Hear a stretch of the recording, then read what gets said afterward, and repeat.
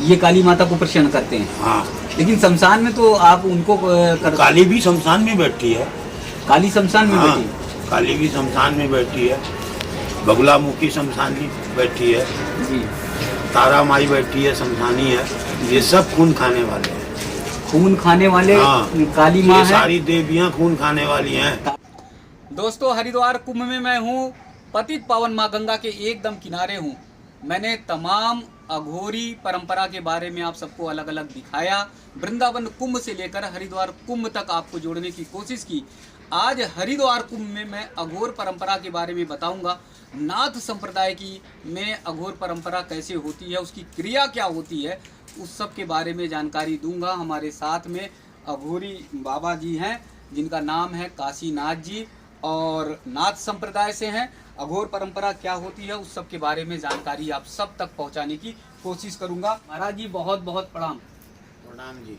जी महाराज जी, वैसे तो मैंने अघोर परंपरा के बारे में तमाम वीडियो बनाई है, लेकिन नाथ संप्रदाय में अघोर परंपरा क्या होती है? नाथ संप्रदाय में अघोर परंपरा आपके नाखून से लेके आपके बाल तक की गिनती कर लेते हैं, इतनी ताकत है अघोर परंपरा हाँ में। जी। जी, और हर कुछ सिद्ध किया जा सकता है इस पृथ्वी पे, मगर ये है कि आपको खुद का मेहनत करना पड़ेगा। जी, जैसे बच्चा स्कूल में पढ़ने जाता है तो क ख ग पहले सिखाया जाता है, तभी वो सारे अक्षरों को जोड़ पाता है और समझ पाता है। तो इसी तरीके से नाथ संप्रदाय का हमारे यहाँ एक गोरख तंत्र है, एक गोरख यंत्र है, एक गोरख मंत्र है। ये सारी पुस्तकें क्या है? हमारे एक पास गोरख तंत्र है। जी, ये तंत्र है, तंत्र विद्या है। जी, और एक यंत्र है जी, जो किसी भी प्रकार की किसी को भी कोई प्रकार की दिक्कत बीमारी हो तो उसको यंत्र बना के दिया जाए तो उससे उसको लाभ मिलता है। गुरु गोरखनाथ की कृपा से वो खुश हो जाता है। जी। और मंत्र तो अब मैं आपको बता दूं। मंत्र क्या है महाराज जी? मंत्र देखो, जैसे काली का मंत्र है, ओ मुठो सुरक्षित दीपक वाले दीपक में गुरु ध्यान रक्षा करे श्री भगवान। काली काली कर में आई भूता भूता करते आई, कौन तुम्हारा बाप कौन तुम्हारा माई, कश्मीर की जोगनी चेले के पास आई, काली माई देखो तुम्हारे चोट का तमाशा। जी, तो ये सब क्या होते हैं कि ये सब साधना के अंतर्गत आते हैं। ऐसे आम आदमी के बस की चीज़ नहीं होती है। अगर आम आदमी इस साधना पे बैठ के इस मंत्र का उच्चारण करता है, यदि किसी भी कारणों से अगर उस मंत्र का वो भूल चूक करता है तो शायद उसकी दिमाग की हालत खराब हो सकती है। इस मंत्र का अगर प्रयोग आम आदमी करता है हाँ, तो उसकी दिमाग की हालत खराब हो सकती है, कुछ भी हो सकता है। उसके साथ कुछ भी हो सकता है। तो ये कौन कर सकता है इस मंत्र? ये मंत्र वही करेगा जो गुरु का लाल है। गुरु का लाल। हाँ, गुरु की बताए हुए रास्ते पे चलेगा, गुरु के समझाए हुए कर्म को करेगा तो आगे उसकी कहानी अच्छी होती है। साधना पूर्ण होगी। यानी गुरु की परंपरा का जो निर्वहन करे, जो साधना का निर्वहन करे, वही ये मंत्र कर सकता है। कर सकता है। आम आदमी ने अगर सीख लिया तो वो अगर करता है तो उसका गलत प्रभाव पड़ सकता उसका गलत प्रभाव भी पड़ सकता है। है। जी, शायद उसके दिमाग में कुछ बातें याद हुई, कुछ नहीं याद हुई, जी, वो बीच में भूल गया। जी, और यदि सामने आपके सामने शक्ति अगर प्रकट हो गई, जी, फिर आप क्या कर सकते हो? उससे क्या बचाव कर सकते हो? जी। तो वो केवल नाथ संप्रदाय के अघोरी ही कर सकते हैं। अपने नाथ संप्रदाय के लोग करते हैं। तो ये- जैसे हमारे बाबा मंगलनाथ जी थे, जी, तो बाबा मंगलनाथ जी हमारे दर्शनीय मूर्ति थे, लेकिन प्योर अघोर थे।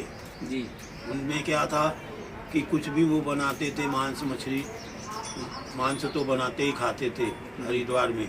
इस हरिद्वार की बात है। उनकी शरीर भी यहीं ऋषिकेश में छूटी थी। तो पहले वो थे बाबा हरिनाथ जी कि ऐसे ही हांडी में मांस बनती थी। अगर कोई पुलिस वाला पहुंच जाता, अगर कहता कि बाबा जी क्या बना रहे हो, तो बाबा जी कहते आलू बन रही है। तो पुलिस वाला ढक्कन खोल के उसे आलू ही दिखती थी, मांस नहीं दिखता था। ये कौन महाराज जी, किनका नाम बताए? बाबा हरिनाथ जी। बाबा हरिनाथ जी। हाँ। उनमें इतनी शक्ति थी। हाँ, आज उनके शरीर नहीं रहे। जी, तो जो चीजें कह देते थे वही दिखाई देती थी। बाबा डॉक्टर नाम अघोरी। एक से एक हमारे नातों में पैदा हुए जी और एक से एक गुरु पीर है हमारे। जी हमारे दादा गुरु बालकनाथ जी थे, जी उनके पास भी अकूत शक्ति थी। जी। तो महाराज जी रात में शमशान में भी आपकी क्रिया होती है? हाँ, ये शमशानी क्रियाएं हैं। अच्छा, रात को 12 बजे हाँ। करते हैं? साधारण देखो, एक तो वैष्णव पंथ है, जी ठीक है, एक अघोर पंथ है, जी एक सांत्विक पंथ है जो पारिवारिक लोग करते हैं। जी तो पारिवारिक लोग क्या करते हैं कि सुबह नहाया धोया, एक अगरबत्ती जलाई भगवान को, अपना जो उनको श्रद्धा हुआ हाथ प्रणाम करके अपने काम पे निकल जाते हैं। जी एक साधक होता है जो अपनी साधना करता है, एक शमशान की साधना है और एक सांत्विक वैष्णवी साधना है। तो जिसको मन आता है वो सांत्विक वैष्णवी साधना भी कर सकता है, और जिसको नहीं समझ में आता वो अपना अघोर में भी चला जाता है। जी। तो ये सब कुछ नाथ जी के घर में ही है। नाथ जी के घर में ही हाँ, है ये सब? ये वैष्णव साधना में जैसे सीताराम हुए, ये अघोर क्रिया नहीं कर सकते, उनके बस की नहीं है। जी सन्यासी भी अघोर क्रिया नहीं करते। कौन कर सकते हैं अघोर क्रिया? अघोर क्रिया सिर्फ नाथ जी के घर में बनाई गई है। नाथ जी के घर में बनाई गई है। तो आप लोग नाथ संप्रदाय से हैं तो आप कर सकते हैं? हम लोग भाई करने की इच्छा होगी तो करेंगे, नहीं करने की इच्छा हो नहीं करे। तो रात को 12 बजे शमशान में जाकर हाँ। कैसे क्रिया करते, किस अब प्रकार से? जैसे शमशान में बैठे, शमशान की 4 लक्कड़ मैंने ले आया, ये धुनी जैसे धुनी बना ली, धुनी के ऊपर वो लक्कड़ को मैंने लगा दिया। लक्कड़ लगाने के बाद मैं देवता का सारा भोग प्रसाद मंगा लिया।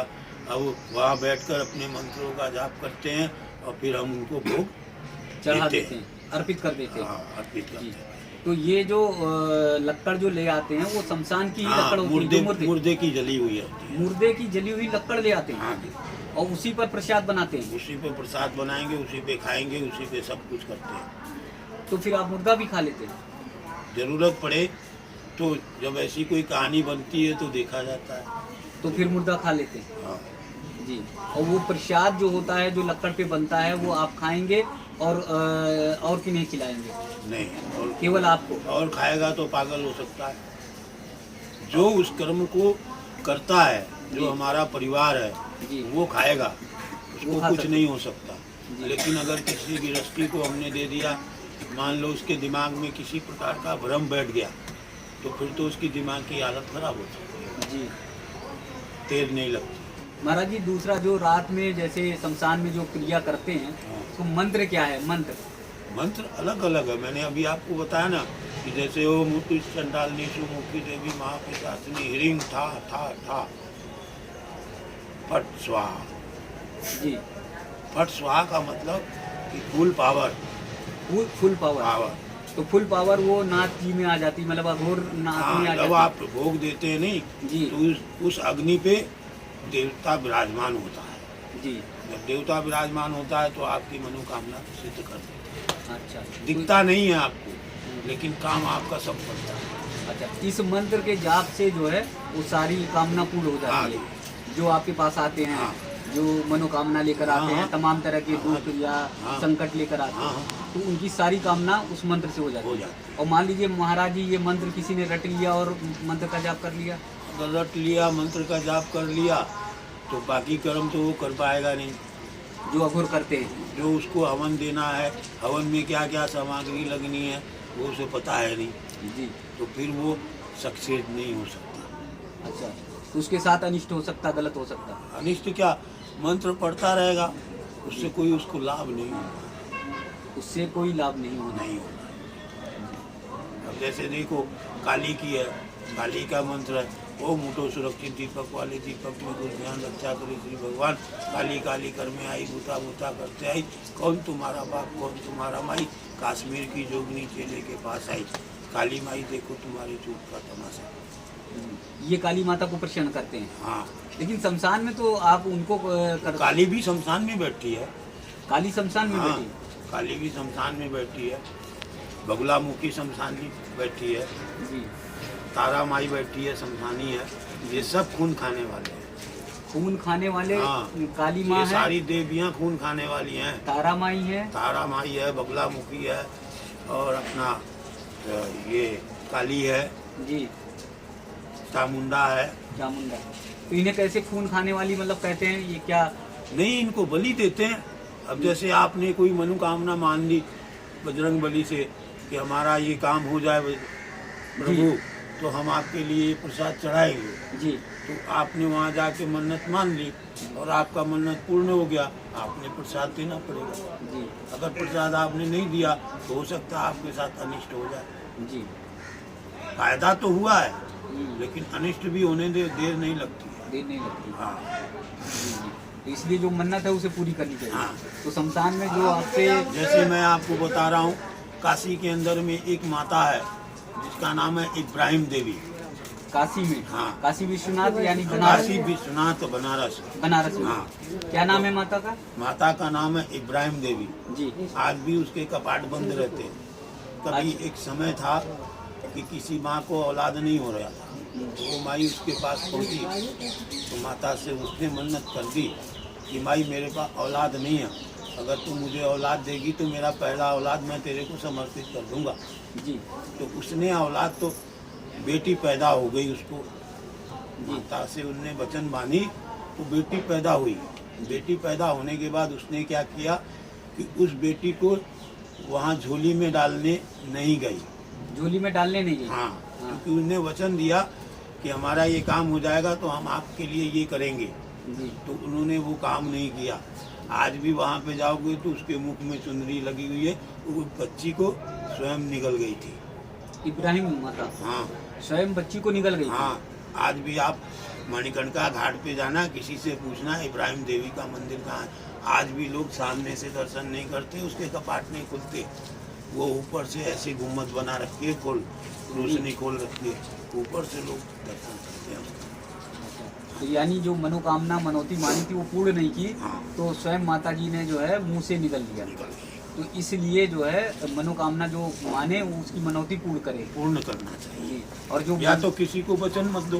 जी, अब जैसे हमने आपको वचन दिया, जी। चलो कुछ शब्द आपको बता देंगे। जी, आपको हमने शब्द बताई, जी, ये शब्द आप कहीं भी टटोल लेना, जी, ठीक है।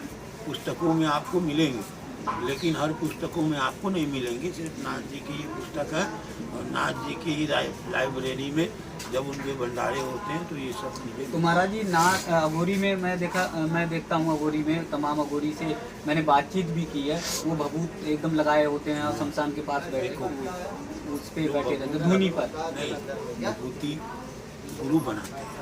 गुरु, हाँ, विभूति गुरु भी बनाते हैं और अलग अलग गुरु बनाए जाते हैं। जी, छोटी गुरु अलग होता है, लघोटी गुरु अलग होता है, हर गुरु अलग अलग है। जी, जी। तो सबका अपना अलग अलग मर्यादा होता है।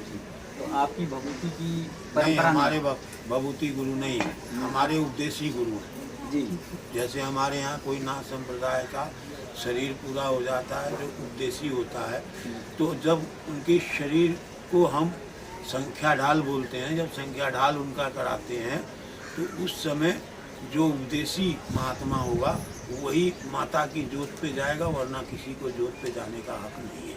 तो आप में भभूति की परंपरा नहीं है।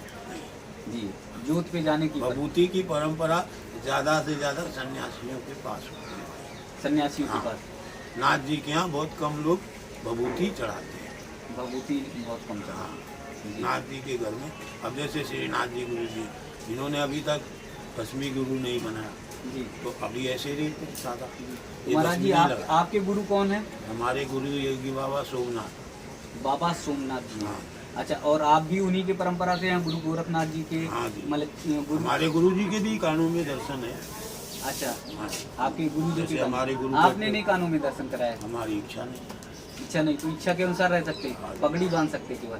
सर पे पढ़ना तो हमेशा होना चाहिए। जी, लेकिन महाराज जी ये जो मंत्र बोला है, ये कहते मंत्र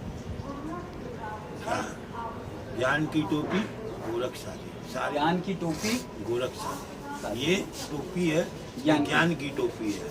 ये आपके सर पे रहेगा ना, तो इससे आपको कुछ मिलेगा ही। ज्ञान मिलेगा। जी, जी, जब किसी भी अच्छे काम में आप बैठेंगे तो इस चीज़ को लगाना जरूरी है। हम रोटी खाने बैठेंगे तो ये सर पे पड़ना होना जरूरी है। जरूरी है। हम किसी अपने गुरु पीर को आदेश करने जाएंगे तो ये करना होना जरूरी है। मंत्र जो है कोई मतलब और जगह पे प्रयोग ना करे, ये नहीं करना चाहिए, नहीं करना चाहिए। दोस्तों महाराज जी ने अभी अघोर परंपरा के बारे में बताया। नाथ संप्रदाय में जो अघोर परंपरा है वो बिल्कुल एकदम अलग है, और आप भभूत भी नहीं लपेटते हैं, भभूत भी नहीं लगाते हैं, और आप जो है शमशान के पास जो है रात की जो क्रिया करते हैं उस क्रिया में भी थोड़ी अलग सी भिन्नता है। तो नाथ संप्रदाय की क्या परंपरा थी इसके बारे में अभी नाथ जी ने बताया।